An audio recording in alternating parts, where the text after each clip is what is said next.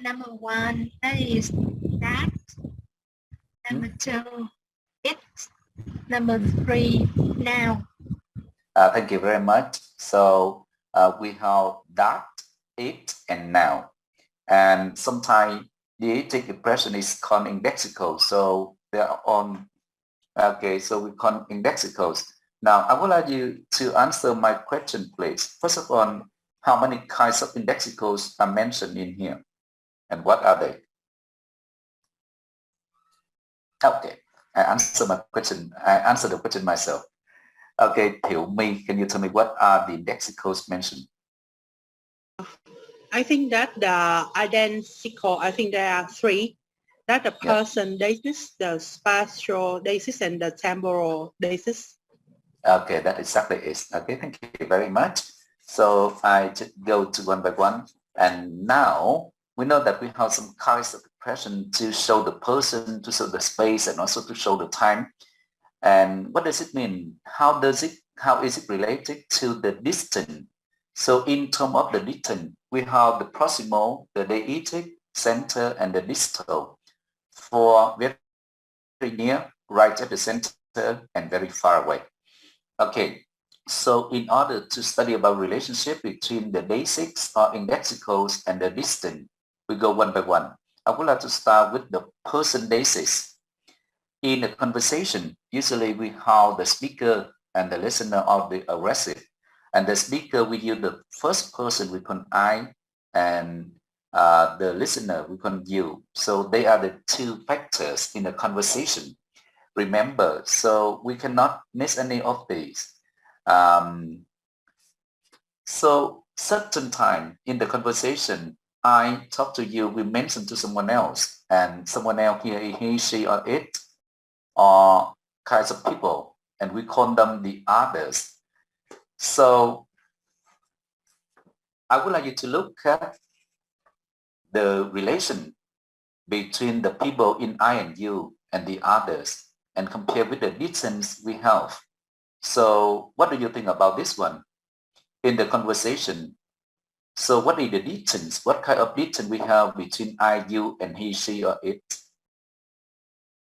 Okay, so in the conversation, if we have I talking to you, and then we talk about someone else, and when we mention he, she, or it, and we consider he, she, or it are others or outside of the conversation. And certainly if we talk about the distance between the people involved in the conversation, I and you are nearer, and he, she, it certainly more distant from the conversation or from the other. So in terms of person deixis, we are talking about the social deixis as well. It also shows the distance between the people. For example, in social deixis, we have the social status, social contract, and T and V distinction.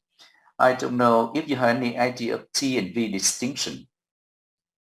Okay, Vũ Duy, please. I think T is from friend. It's a two. It's really used to call the second person if you really familiar with them. That means you have a close relationship with them. And V, that's it's a short form of vu that we use to call the second person. Normally, we really, not familiar with. We don't have a close relationship. Thank you very much. So in terms of Chiu and Vu, so which one is closer and which one is farther? I think two is closer. Okay, and Vu is farther. So do you think that is similar in Vietnamese language or not? So sorry, could you? Do you think that the T and V distinction in here is similar to Vietnamese language? Kind of, teacher. Can you give me some examples, please? In a Vietnamese conversation, like tôi và anh. That means we use because tôi và anh. Khi em dùng tôi thì đối với mình gọi tên tôi xưng và tôi và anh thì nó sẽ xa hơn, em nghĩ là vu. Đấy là trường hợp này là chữ vi. Còn anh và em thì nó có nghĩa gần gũi hơn, thì em nghĩ đó là two. là chữ T. Thì em Okay, thank you very much for that. So you know that Vietnamese language is a very interesting one. It how different characteristics we have in terms of pragmatics and till and vowels. That's exactly the way you explain, because T is for till and V is for vowels. We focus on the formalities of using the language. For very close friend or in a very informal situation, we use till, and in formal situation, we use vowels. So certainly when we say that, when we use till in the conversation, that's the relationship between you and the listener, or the listener and the speaker, very close.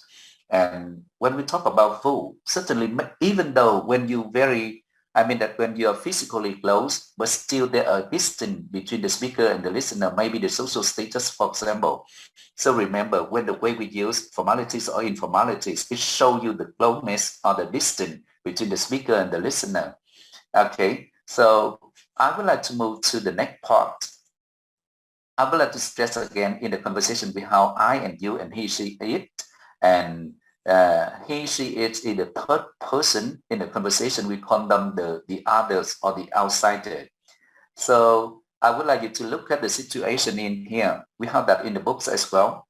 So the situation, the scenario is that the wife is busy working in the kitchen, cooking, cleaning, or doing whatever. And the husband lying down the sofa, watching television, and the one may come and offer something. Okay, she may come to the husband and she said that, darling, would you like some coffee? Or she said that, would His Highness like some coffee? Or why don't we have some coffee, darling? Okay, now in one situation, in one relationship, husband and wife, but people can use different deixis, you, His Highness, or we. I want you to rank them in the order of closeness from very close to very far place, and explain the reason why. Okay, so now once again, I would like you to read the statement, and I want you to arrange them in the order from very close to very far. Even though they are in the same relationship, husband and wife, even though the same scenario, husband is lying down in the living room and watching television, wife is working out there and come to talk to her dad. I would like you to rank them and explain the reason why, please. I think that I will arrange them from the most distant one to the closest. So the most distant ones would be B, His Highness, and then we have A, you, and C, we. Because I think that in B, they use the wife uses third person, like His Highness, like someone who doesn't join in the conversations, and as for you, it means that it's exclusive of the speakers. And for the C, we have inclusive speaker, we. So that would be the closest. And also they use like the first person. Okay, thank you very much. Thank you very much for the very good explanation, very detailed. And I can see that ladies, they are very sensitive to the ways we use. So they have very good sense of language using. Thank you very much. So I would like to ask someone else, if you have the same order or you have the same different explanation. Hồng Ngọc, what do you think? As our group discussed, we think that B would be the closest one because it's kind of ironic and humorous thing to say. So we think that it must be very close together so that we can use B, the first one, and then C, and then A. Okay, so totally different. Yeah. So can you tell me something a little bit about C and A, please? For C, we think that we are nearly the same because it's like a suggestion for friends.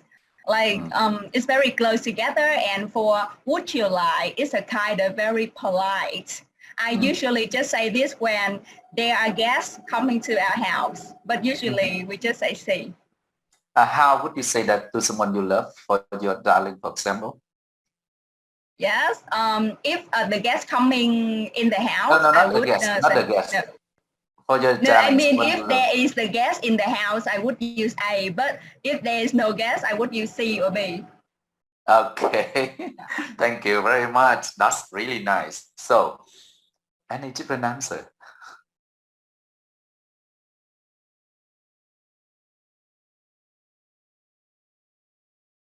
Hello? So we have two different orders and two different explanations for the arrangement.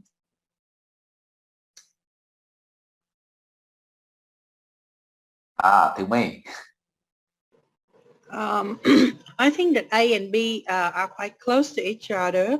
However, for A, I think that there is intimacies, like you're talking to your husband or your wife or your girlfriend or boyfriend.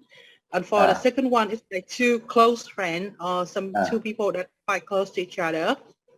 And for C, I think that it's like normal talk between two friends. So it's not quite close. It's just actually, to me, I have to emphasize that those are in the scenario of a wife talking to her husband.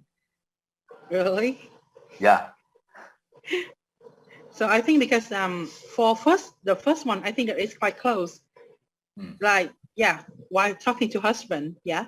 Okay. But for B, we can still use it in some funny, like I've already mentioned, that it's like friends, close friends. But sometimes I think that C, I saw in some books or some movie that the grandma and her grandchildren, she can use, why don't we have some coffee, darling? Darling can be the people in family, not really have like the grandma to the grandchildren, because the darling word, I think so. Thank you very much. That's another way of explanation, and we can see that we can understand it differently if we have different situation or different relationship between the speaker and the listener. But in here, I have to emphasize again, here is a wife talking to her husband. So when she used different deixis, you can see that the relationship or the distance is different. So any different answer for this one? Otherwise, I will come up.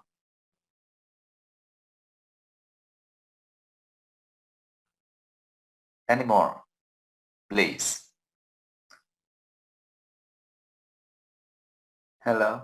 Okay, Phượng Tú. Yes, I would choose the highest to the lowest is B, A, and C.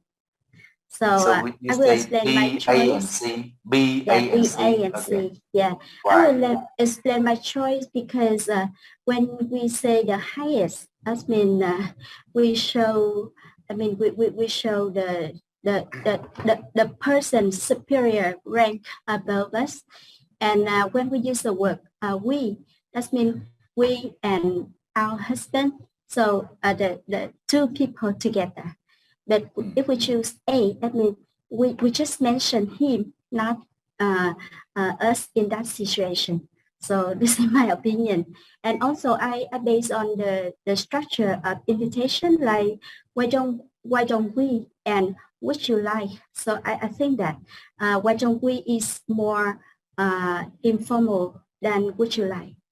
So that's it. It doesn't make sense to me. So can you sum up? So the order from close to far is, the first one is very close, is C. C and then is very A, close. Yeah, C A, and then and A then, and then B. Thank you very much. Okay. Thank you. I agree with Phượng Tú and Thanh Xuân. The correct order should be C, A, and B. Why? Okay. Look at B first. Why is it the most distant? We have two reasons. His Highness is the third person.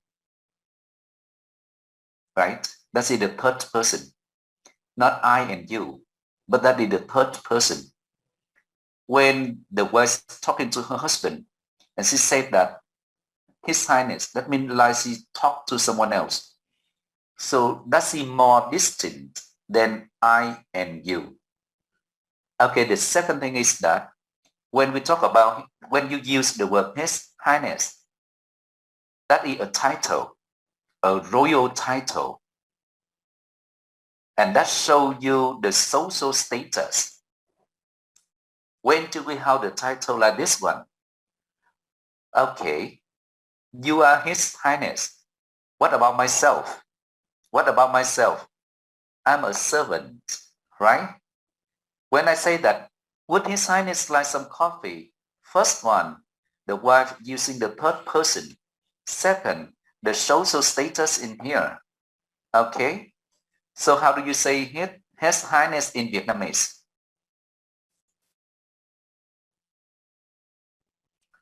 How do you say that His Highness in Vietnamese? Nguyên Bình. I think ngài in Vietnamese. Đúng rồi, quý ngài cao quý kia ha, quý ngài. Dạ thưa quý ngài cao quý kia có muốn dùng cà phê hay không ạ? So first one, His Highness is the third person. It shows that the distance already. The second one is the social contracts. Đã có quý ngài cao quý thì cái người phát ra cái câu đó phải là một cái con tôi tớ. Như vậy chúng ta hiểu là thế quý ngài có muốn dùng gì thì cái con tôi tớ này nó đi làm giúp luôn cho. Ha. Why?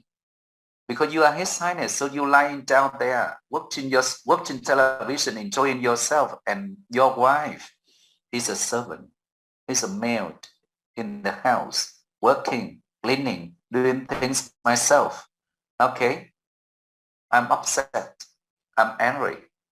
When I say that, would His Highness like some coffee? So to show the distance between husband and wife. Hôm nào em thử đi, em chạy ra em hỏi chồng, thế ông nội có muốn dùng gì không để con này làm luôn cho nhé. Nó không, mình sẽ không dùng là quý ngài mà mình dùng ông nội là someone else, đúng không? The third person. Ông nội là show social status, ông nội là show một cái đẳng cấp khác. Ông là ông nội thì con này phải con tôi tớ, con này là phải con hầu hạ nè, phải không? Nè, dùng cái từ là nghe thấy xa cách liền.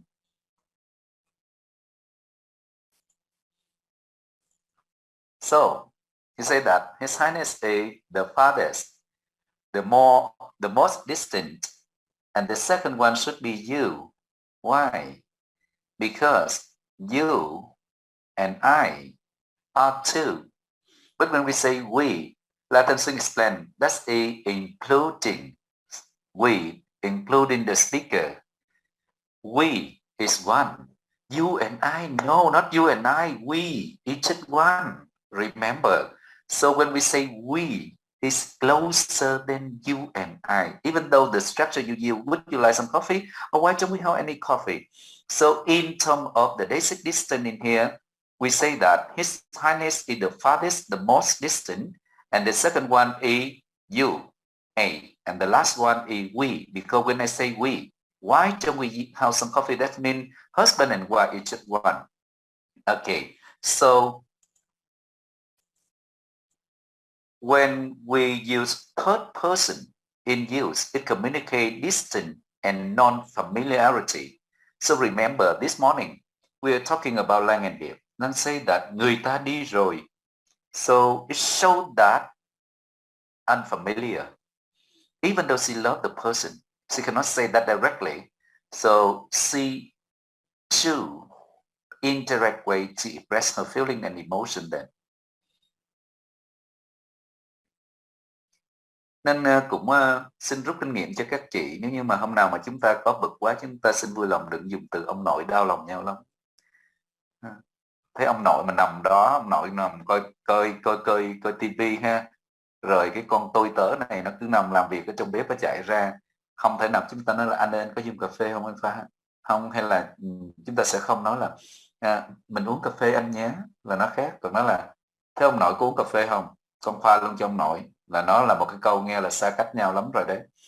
Okay, so when the third person in use, we see that it show a distance.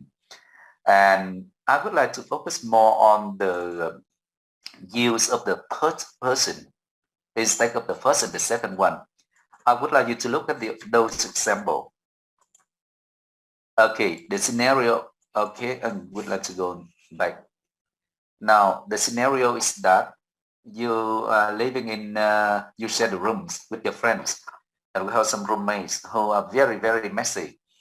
And then finally you come back home, you come back to your room and you found a messy room. And you can say, you didn't clean up.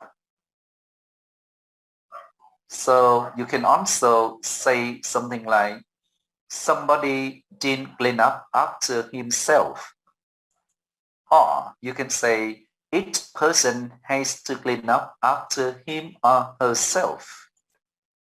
Or we say that we clean up after ourselves around here. Okay, so in this scenario, in this situation, with the same message, we use different ways. We use different basics from you, somebody, himself, each person, him or herself, and we. Okay, so can you tell me what are the differences in the way we use like this one?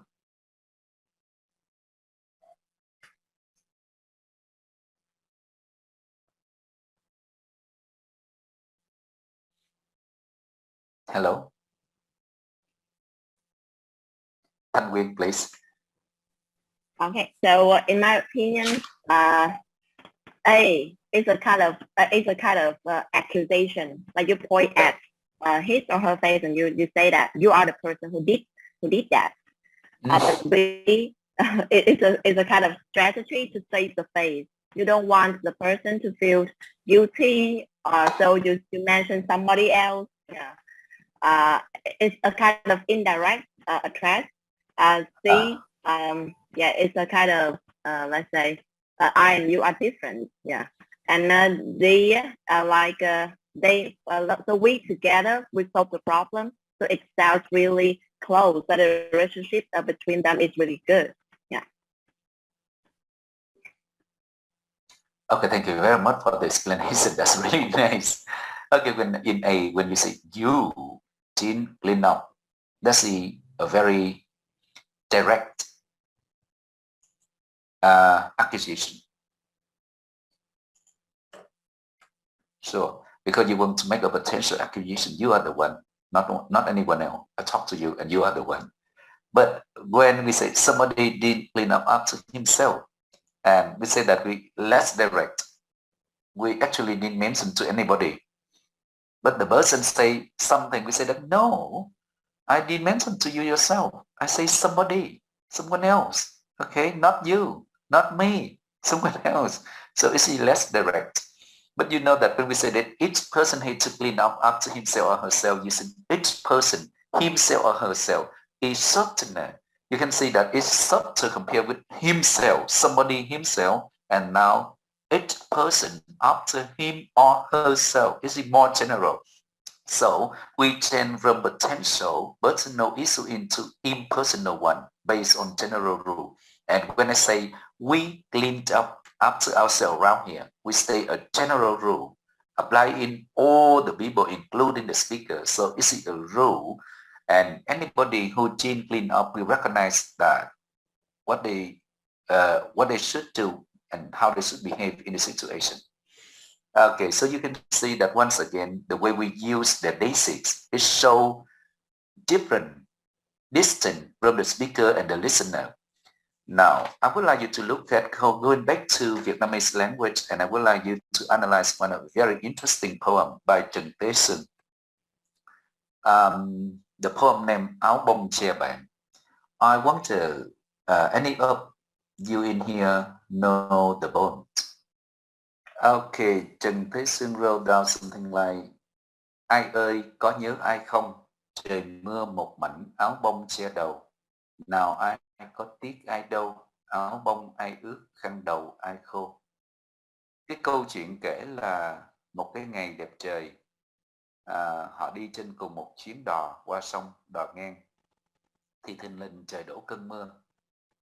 Thì tác giả mới cởi chiếc áo bông mình đang mặc ra để che cho bạn của mình, để tránh khăn đầu khỏi bị ướt. Và bài thơ này trong trường hợp đó đã được viết như vậy. Ai ơi có nhớ ai không?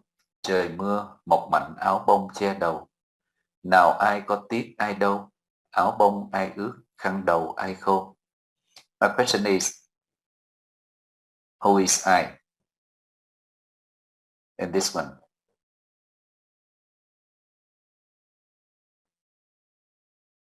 Chúng ta xem và chúng ta xác định coi ai là ai ở trong đoạn thơ này.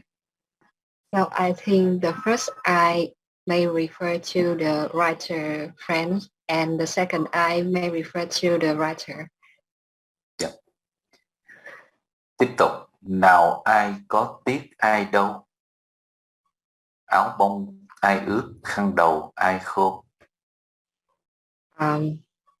In the sentence, nào ai có tiếc ai đâu, I think the first I may refer to the writer, and the second I, after the word tiếc, may refer to the writer friends. And Áo the last, bông ai ướt, khăn đầu ai khô. Yeah. and the last sentence, the first I refer to the writer, and the second I also refer to the writer friends. Beautiful. That's very nice. That's really nice. That's you have that. Okay, các anh chị. Chúng ta thậm chí chúng ta là người Việt Nam, chúng ta đọc tiếng Việt Nam một bài thơ nổi tiếng ở trong tiếng Việt. Đôi khi chúng ta cũng cảm thấy rất là khó khăn. Cảm ơn Gia Bảo rất là nhiều, rất là tinh tế, rất là dễ thương. Chính xác là như vậy luôn á. Okay, cái cách sử dụng từ, những cái từ như thế này gợi cho chúng ta nhớ lại một cái bài thơ cũng rất là nổi tiếng khác, bài thơ Nhớ Việt Bắc của nhà thơ Tố Hữu. Ta với mình với ta, hai cái đó được dùng lẫn lộn với nhau và gần như là chúng ta nhìn thấy cái mình với ta đó, nó không có ranh giới, nó không có giới hạn, tuy hai mà một, tuy một mà hai, và đó chính là cái hay đó. Nó rất là gần gũi nhưng mà nó vẫn là xa, nó có một cái khoảng cách mà dường như nó lại không có một cái khoảng cách nào. Ok, tôi sẽ cho các bạn thêm cảm thấy khó khăn một chút xíu nữa khi chúng ta tìm hiểu thêm cách sử dụng những cái deixis in Vietnamese. Ok. Trịnh Công Sơn có viết một bài hát rất là nổi tiếng, Còn ai với ai.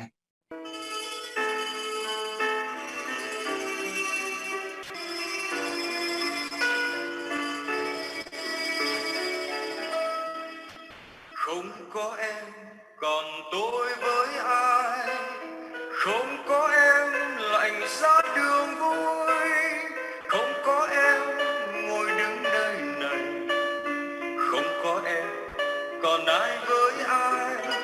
Em đã đi chìm khuất đã theo, em đã như ngọn gió của anh yêu, không có em đường phố tiêu điều, em đã xa lìa trong nỗi đau. Em đi biển biệt muôn trùng qua, từng cơn gió và từng cơn gió. Em đi gió lạnh bên xa bờ, từng nỗi nhớ trùng trùng nỗi nhớ.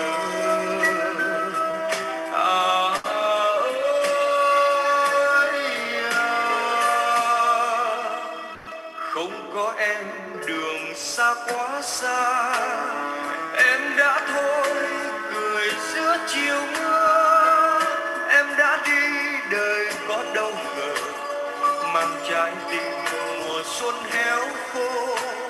Không có em buồn vui với ai, không có em lộ gập nhạc phai, ai đã chia người mãi xa người, ai giết đi tình đang lứa đôi. Rất là hay. Những cái ca từ và những cái cách mà Trịnh Công Sơn viết thì thôi rồi, mai mà chúng ta là những người vui vẻ yêu đời chứ, nếu như mà không may mà chúng ta mất đi một cái ai đó rất là quan trọng trong lòng của mình đó, thì cứ nghe từng cơn gió và từng cơn gió, em đi gió lạnh bến xa bờ, nghe nó cô đơn khủng khiếp. Và trong cái nhạc phẩm này của Trịnh Công Sơn, các anh chị biết là Trịnh Công Sơn được xem như là phù thủy của các từ, phù thủy của từ vựng. Cái cách ông sử dụng từ độc đáo vô cùng, Và nếu như chúng ta là những người quan tâm tới ngôn ngữ thì chúng ta đọc, cảm nhận không phải chỉ bằng tiếng Anh, nó cả bằng tiếng Việt, vốn tiếng Việt mình. Cái tác phẩm văn học, thơ, rồi âm nhạc mà chúng ta sẽ hiểu, chúng ta so sánh, chúng ta đối chiếu, rồi chúng ta hiểu sâu thêm về pragmatics, chúng ta hiểu sâu thêm về cái vốn ngôn ngữ của ông cha mình để chúng ta yêu thêm tiếng Việt và chúng ta hiểu sâu sắc thêm. Nếu như pragmatics nó cho chúng ta cái cơ hội chúng ta lật mở từng chút một để chúng ta giống như lúc nãy có một bạn nói đó, như tôi nhớ bạn đó là bạn Quyên, đó là bạn Thanh Quyên. Bạn Thanh Quyên nói là cái sự khác biệt nó rất là tinh tế ở trong ngôn ngữ. Chúng ta sẽ cảm thấy rất là thích. Tôi muốn chúng ta xem lại cái ca từ này. Tác giả viết là không có em còn tôi với ai, một cái ai ha. Không có em còn ai với ai, không có em buồn vui với ai. Ai đã chia người mãi sẽ người, ai xiết đi tình đang lứa đôi. Bài này chúng ta sẽ không có kịp phân tích ngày hôm nay. Tôi để dành gì để chúng ta trong tuần này chúng ta về chúng ta nghe, chúng ta xem và chúng ta sẽ trả lời trong tuần tới nhé. Okay, now continue please. So when we talk about we, it's easier in Vietnamese because we know it very well. And we have exclusive we and inclusive. Inclusive means the speaker plus other. Inclusive the aggressive, not include the speaker. And inclusive means speaker and aggressive included. So which means that exclusive, how do you say that in Vietnamese? Tôi xin mời lại bạn Thanh Xuân ạ. Tại lúc nãy bạn Thanh Xuân có nhắc tới cái exclusive we. Exclusive maybe riêng, I don't know. Then exclusively chung. So how do you say we in Vietnamese, Thanh Xuân? Chúng tôi, chúng ta. Right. Chúng mình. Chúng tôi và chúng ta. Khi mà chúng ta sử dụng chúng tôi á, thì không có bao gồm người nghe nhé các bạn. Và chúng ta thì bao gồm cả người nói là người nghe. Okay, so next one, I would like to move to another one. We talk about the spatial deixis. In terms of the spatial deixis, I would like you to look at another scenario. A phone from wife waiting at home. And she said, "Hey darling, where are you?"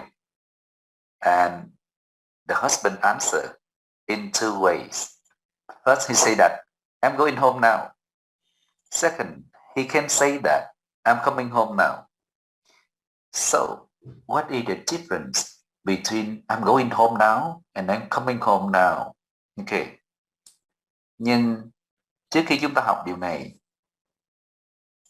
cũng xin chia sẻ với các anh chị là cũng cảnh báo là đừng có vì chúng ta quá phân tích, chúng ta quá tập trung chú ý vào những cái subtle differences in using the language và chúng ta lại trở nên quá nhạy cảm. Chúng ta về chúng ta xét nét với những người xung quanh, chúng ta coi người ta nói cái đó có ý gì, rồi tại sao nói cái câu đó. Người ta không có học pragmatics như mình thì thôi chúng ta cũng mở lòng ra, chúng ta bao dung. Có nhiều khi người ta nói người ta cũng không có nghĩ gì đâu nhé. Nên cứ tối ngày mình cứ suy nghĩ hoài á, trong một cái mối quan hệ mà người nào sâu sắc hơn thì người đó sẽ đau khổ nhiều hơn, đúng không? Chúng ta cứ mãi chúng ta suy nghĩ, chúng ta phân tích các ngôn từ này, chúng ta thấu hiểu được cả những điều chưa kịp nói mà mình nói ra thì người ta chối, người ta nói anh có nói đâu, hoặc là em có nói gì đâu, không cần phải nói, tôi hiểu được những điều không nói mà, tôi mới học xong là tôi hiểu cả những điều chưa được nói mà. Đó. Thì lúc đó tự bản thân mình làm khổ mình thêm nhé. Okay, so go back to going back to the example. What are the differences in here? Yes, sir. And I share the ideas. I share Quin's idea about the positions of the listener. It means the wife. Yes, and I just think that if the husband say, "Oh, I'm going home now," maybe the wife is not at the home. But when he say, "Oh, I'm coming home now," it means that he think that the wife is waiting for him at home. Yeah, it means go is mean go far away, and come is mean come to the positions of the listener. Yeah, this is Okay, thank you very much. That's right. That's right. Okay, I would like you to see the difference is that when we say come, that means toward the speaker. And go means go away from the speaker. Okay, so in the first one, coming home, going home, actually the direction is far away from the wife. Okay, and say that I'm coming home now. That means, okay, moving the direction is moving toward the wife. Even though the action is that he's on the way home, just one home, not two houses, just one home only. But the distance, we can see that even though the movement is going home, moving home, coming home, but his feeling, he doesn't really want to go home. So he said that I'm going home now. And for the other one, he said, I'm coming home now. That's clearer when you say in Vietnamese. Okay. Cũng một câu nói đó, anh ơi, anh đâu rồi? Người chồng nếu như mà háo hức về với vợ mình á, alo, anh đang về nè, đúng không? I'm coming home là đang về, cái hướng của về đó, hướng về cái người nói. Nhưng mà nếu như người chồng không có háo hức lắm, anh ta cũng trên đường đi, nhưng anh ta lại không muốn về đó, tinh thần anh ta đi chỗ khác. Đang đi mà em cứ gọi hoài ha. Đang đi chút nữa tới rồi, đúng không? Đang về với đang đi, coming hay là going. So it is very, very different from the direction. And it shows that the feeling or the distance in the two way of speaking. So that's what we call the spatial deixis. And the spatial deixis in here, I would like you to distinguish in this between the modern English and the old text. For example, when we say here, this or this, that means near the speaker. And we say there, that or those, that's far from the speaker. But in the old text, we have the term yonder, that's more distant from the speaker, which is very similar to there, that, or those. Okay. But in the old text, we also have the word hither. That means to show the direction to this place. And it is very similar to the word we use come. So it shows that you are moving toward the speaker and to become visible. Okay? I cannot see the screen then. Okay. Another word is thence. That means far from that place, which is similar to go. That means go away from the speaker. So when we say the word come, that means it is closer. It is toward the speaker. But when we say go, that is farther. That is more distant from the speaker. In terms of children, okay, here, this or this, the children in children opinion, something can be seen is near, and something cannot be seen is far. Okay, and children believe that no longer be seen is far. I would like to ask you, how far is far? How close is close? Các bạn, chúng ta có cái sự phân biệt giữa modern English và old text. Và chúng ta cũng dạy tiếng Anh rất là nhiều rồi. Chúng ta có phân biệt thế nào là near, là far, những tầm here, there, this, that, this, that, these hoặc là those. What about your opinion? I think near or far is depends on the feeling of someone. For example, when I want to go there, it's near. But when I don't want to go there, it's so far. For example, when I when I have to go to my school for to teach the student, I feel very happy. So I think my school is When very. I have to go to my school to teach the children and I feel happy, các anh chị thấy không? Cái cách sử dụng của mình, I have to go to school.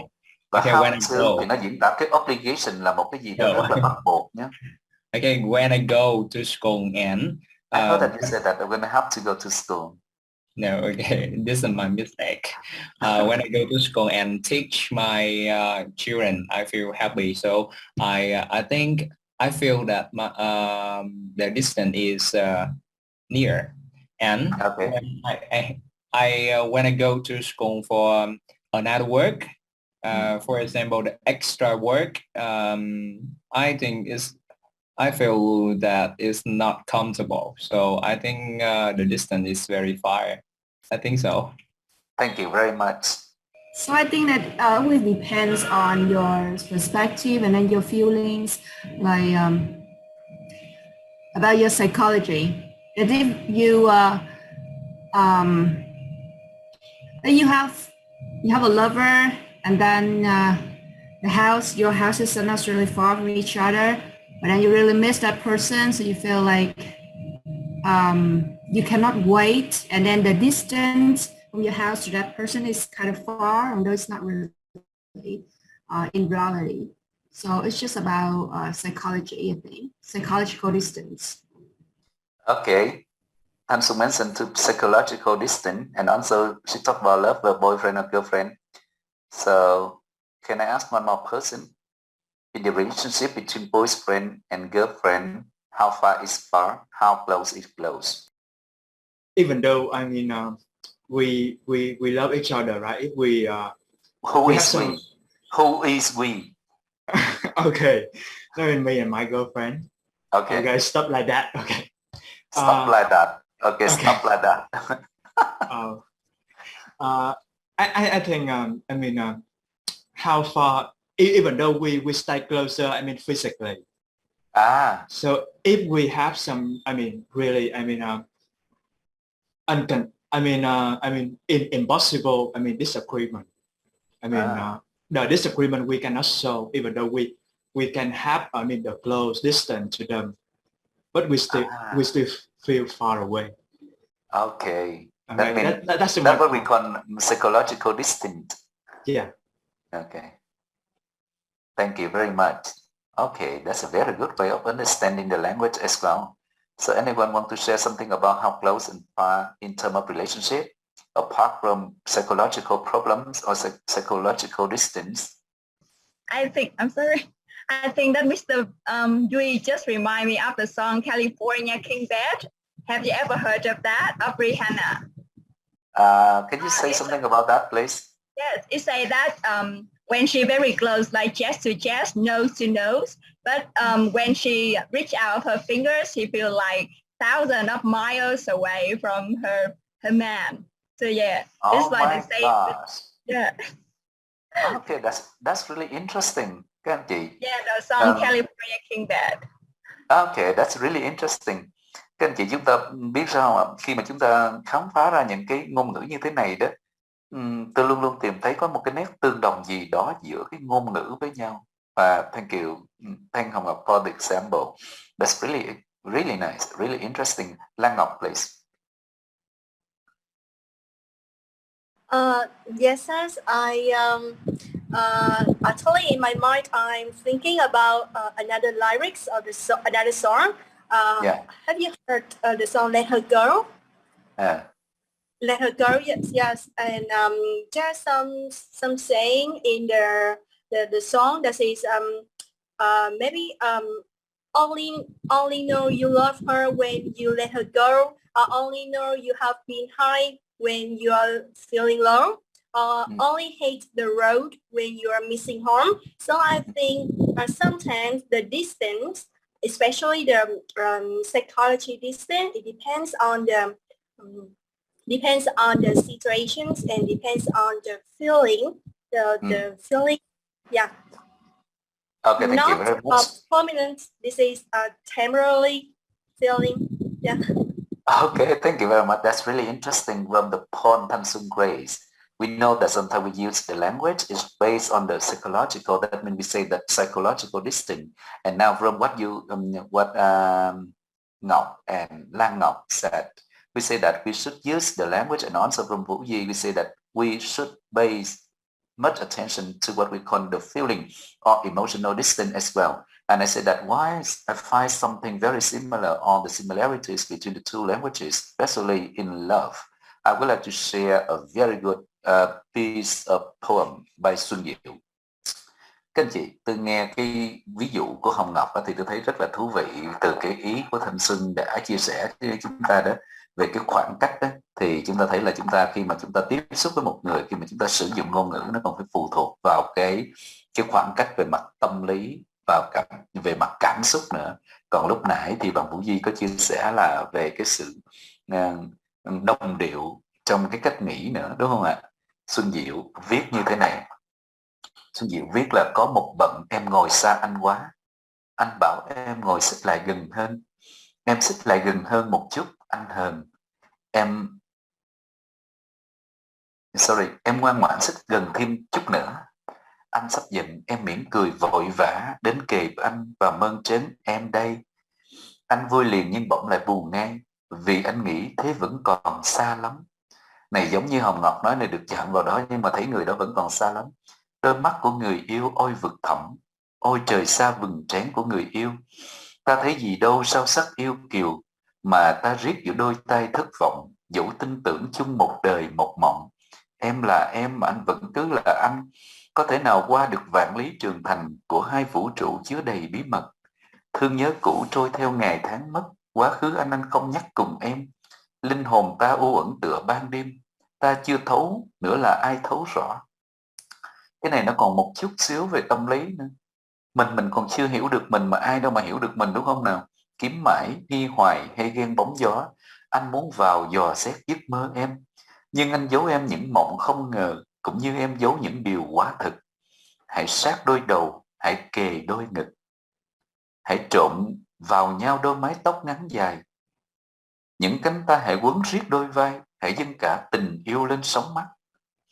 Hãy khăng khít những cặp môi gắn chặt, cho anh nghe đôi hàm ngọc của răng. Trong say sưa, anh sẽ bảo em rằng, gần thêm nữa, thế vẫn còn xa lắm. Vũ Duy, không biết như thế đã có đủ gần hay chưa? Nhưng mà ông thấy không? Ngay cả khi sát đôi đầu kề đôi ngực, đã trộn vào nhau đôi mái tóc ngắn dài, đã dâng cả tình yêu lên sóng mắt, rồi đã nghe được đôi hàm ngọc của răng mà vẫn còn xa lắm. So the distance, I agree with you that not just based on the relationship, but also that's the psychological distance and emotional distance as well. Now, I would like you to go back to the spatial distance we are studying today.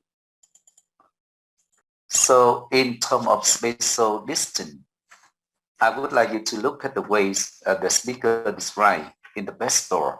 The scenario is that,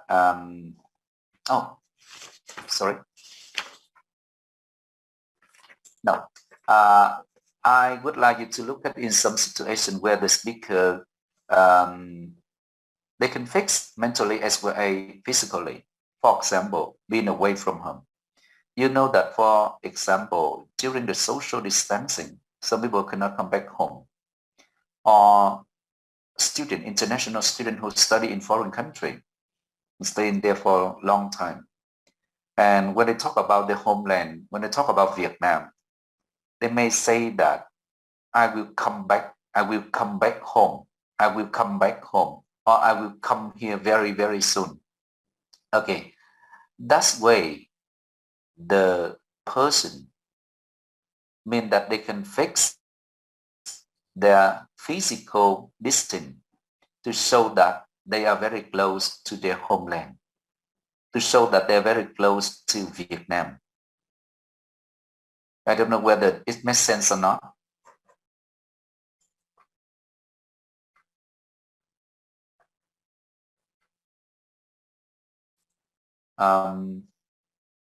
So we can see that sometimes people can use here to show that a very far away location, just to show that they are physically close to the place or emotionally close to the place.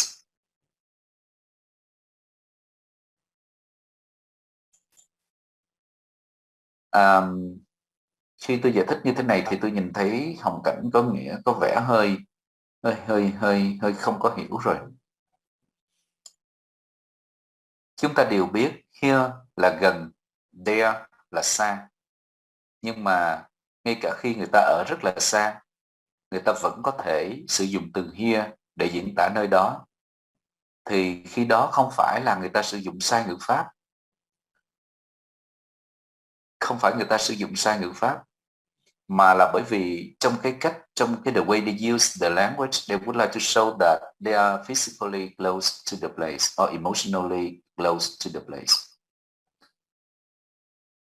Nếu như chúng ta chỉ căn cứ vào ngữ pháp thôi, nếu như chúng ta căn cứ vào semantics thôi, thì cái câu đó trở nên rất là vô nghĩa. Câu đó trở nên không có giá trị về mặt ngữ pháp hoặc là về mặt ngữ nghĩa.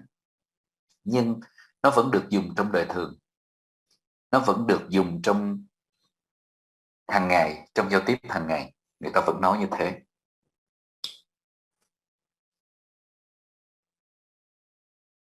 Ví dụ như là when you are far away, when you are in a foreign country, and when you talk to Vietnam, some people may say that I will come back here very soon to talk about your homeland, even though at that time you are very distant from the place, you are far away from your hometown. You should say that I will be there one day. And this is grammatically correct, but it doesn't show that your feeling or your emotion in that situation. And you may hear people saying that, okay, I will come back here again, here to show very far away place. In that case, in that situation, the speaker or the people who make the statement feeling really close to the place. Or in some other cases, you can see that people can project themselves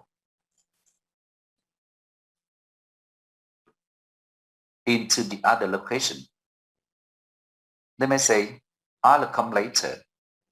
Even though they are very far away from the place, they can say, I'll come later.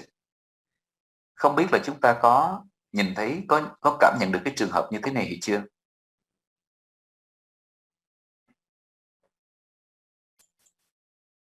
Dù là ở xa, dù là không có hướng về đó, mà người ta vẫn nói là I come later. Come là toward the speaker. Nhưng mà không có đi về đó, chút xíu nữa lại. Thì cái cách nói đó to show that they really want to go. They really want to be there. They are physically close to the speaker. Cái này mà nếu như cho ví dụ ở trong tiếng Việt thì nó rất là rõ ràng luôn. Các bạn sẽ nhìn thấy rõ. Không biết là bạn Hồng Cảnh hay là bạn Nguyên Bình hay là bạn Vũ Duy có thường hay được một vài người bạn rủ nhậu hay không? Trong trường hợp là được những cái kèo rất là thơm rủ nhậu mà mình đang kẹt cái gì đó mình không có tới được, thì cái người mình bên này mình sẽ nói đang tới đó, đang tới, nhưng thật ra không có tới. Tới liền. Không? Cái câu đó là I'm come later đó. Come tức là thực ra mình không có tới, mình không có đi, mình chưa có di chuyển nữa, mình vẫn còn dạy trên lớp. Alo, tới liền, tới ngay. Ok, không phải là nói dối. In the sense of pragmatics, when you use come later, or you say that I'll come right away, that means to show that actually in semantics, it shows that you are on the way, you're moving there, the direction is there. But actually at that time when you make the statement, you are in your classroom. So how do we interpret that? In the case, we know that you really want to be there. You are psychological close to the speaker. Okay, so when we hear that, we know that you really want to go. You really want to be there. Even though in terms of grammar, is it incorrect?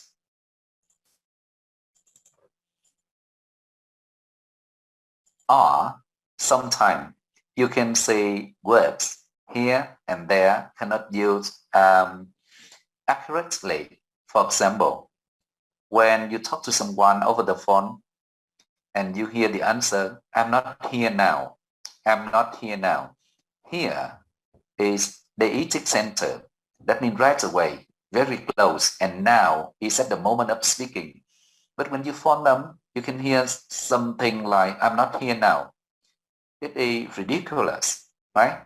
Just because that's why we call the deictic projection. And we can make it possible just because we have technology. We can have the voice recorded in your phone so that we can say something like this one. I would like to show you another situation in which we project ourselves to different situations to make it more meaningful and lively. So for example, in a pet store, and the situation is I was looking at the little puppy in the cage with such a sad look on its face. It was like, oh, I'm so unhappy here. Will you set me free?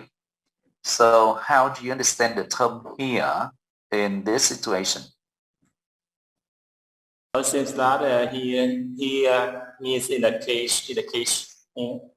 Okay, actually here it's not the speaker, but actually in the cage, right at the center of the puppy. So here isn't actually the physical position of the speaker, but the puppy. So why so? Why not the speaker, but the puppy? Okay, anybody, can you share something about this one? Why here? And actually it's not the physical position of the speaker. Can I ask Phương Quyên, please? Yeah, I think because actually the speaker is in the cage as the puppy. Okay, thank you. So why should he put himself in the case of the puppy? Yeah, so that if he put himself in the situation of the puppy, yeah, just in that case, he can imagine about his feeling. Okay, thank you very much. Sentence. Okay. Tuyền Nguyễn, what do you think? Okay, Tuyền want to be answered. Okay, thank you very much. Sorry, Tuyền. Yeah, because I think the speaker just when he or she look at the puppy face and he or she gets his feeling. Yeah, just guessing. Yeah, try to understand their situation. If they stay in the cage, what they feel, how they feel. Yeah, I think. Okay, thank you very much. That's a very good point. So the speaker or the writer want to put himself or herself in the situation of the puppy and raise the voice so that to show the sympathy and also to understand the puppy more. Okay, thank you very much, everybody. So very shortly, I would like to show you another ways of using the distance and psychological distance, like what we mean. Okay, sometimes you know that actually pragmatic basic of spatial basic is actually psychological distance. What does it mean? Physically close object will tend to be treated as psychological close. Physically distant will generally be treated as psychological distant. Okay. So what is close? Will feel close. That means if you are close to somebody physically, that means you feel close psychologically. Okay, for example, when you say that man over there, that means you are away from the speaker, you are away from the man, and also you feel psychologically, no, I mean you are far from the man and you are also psychologically far or distant from the man. But actually, when you use the language, not always, this was not always the case. Sometimes we change. Sometimes physically close, sometimes psychological distant. That's another way around. You can see that, for example, when you are very close to someone who wear a very strong and unacceptable perfume, you may say that, I don't like that. I don't like that, even though you are very close. That means you are very physically close, but still you use that to show that psychological distance. I would like to give you another example. I would like you to, okay, but another way around, we can see that if you are physically distant from someone, but you can show that you are psychological close. For example, when a man enters a room, and in the other, or when the other corners far away of the room, there are some very nice and good-looking girls. So the distance between the man and the girls are very far. Still, the man can say something like, "Who are these girls? Who are these girls?" To show that even though they are very far physically, but we can use these in the situation to show that the man feel like the girl very much. And in that way, he may say that, "Who are these girls?" Not those girls. So we can see that sometimes we use the deixis to show the space. It doesn't mean that it's based on the physical distance, but based on the psychological distance.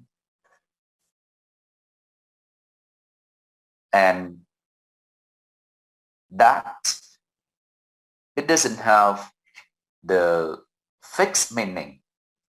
Instead, it has another meaning. That means it shows that the person don't feel like the perfume, or in the second example, the man feel like those girls a lot.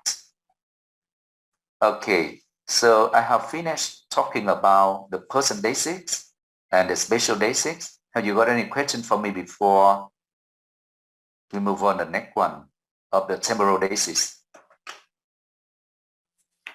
Tôi vừa trình bày cho các bạn xong về person deixis và spatial deixis. Cái điểm khác biệt lớn nhất là chúng ta thấy nếu như mà xét về mặt ngữ nghĩa hoặc là xét về mặt ngữ pháp, thì chúng ta có những cái từ rất là rạch ròi để chỉ gần hay là xa. Tuy nhiên khi mà chúng ta sử dụng những từ này thì nó phụ thuộc không có vào cái ngữ nghĩa của nó, mà nó phụ thuộc vào context, nó phụ thuộc vào psychology, nó phụ thuộc vào emotion, và nó phụ thuộc vào the speaker intended meaning. Chính vì vậy khi mà chúng ta sử dụng từ gần hay là xa, here hay là there, nó không phụ thuộc vào khoảng cách địa lý, nó không phụ thuộc vào khoảng cách vật lý, mà nó phụ thuộc vào cái khoảng cách trong chính suy nghĩ, trong chính cảm xúc, trong chính tâm lý của người nói và người nghe. Cái điều đó là điều mà tôi muốn chia sẻ tới đây. Tôi sẽ dừng cái bài lại ở đây, bởi vì nếu như thêm nữa thì tôi nghĩ là các bạn sẽ bị overloaded. Chúng ta xem thêm cái bài deixis and distance để chúng ta có thể cảm nhận nó được rõ hơn. Và tuần sau chúng ta lại gặp lại, thứ 6 tuần sau. Hy vọng là các bạn sẽ có một cái khoảng thời gian cùng khám phá ngôn ngữ, cùng hiểu thêm được những cái cách mà người ta sử dụng, tìm hiểu thêm được những cái sự khác biệt rất là tinh tế trong cái cách mà người ta sử dụng ngôn ngữ. Nó có tầng có lớp, và chúng ta sẽ thêm yêu cái ngôn ngữ mà chúng ta sử dụng. Và chắc chắn rằng từ đây chúng ta sẽ nghe cái ngôn ngữ với một cái tai nó tinh tường hơn, với một cái đầu óc nó more critical, và chúng ta sẽ xét nhiều hơn, chúng ta sẽ trăn trở nhiều hơn với cách người ta sử dụng từ ngữ ở trong những cái trường hợp đặc biệt như vậy.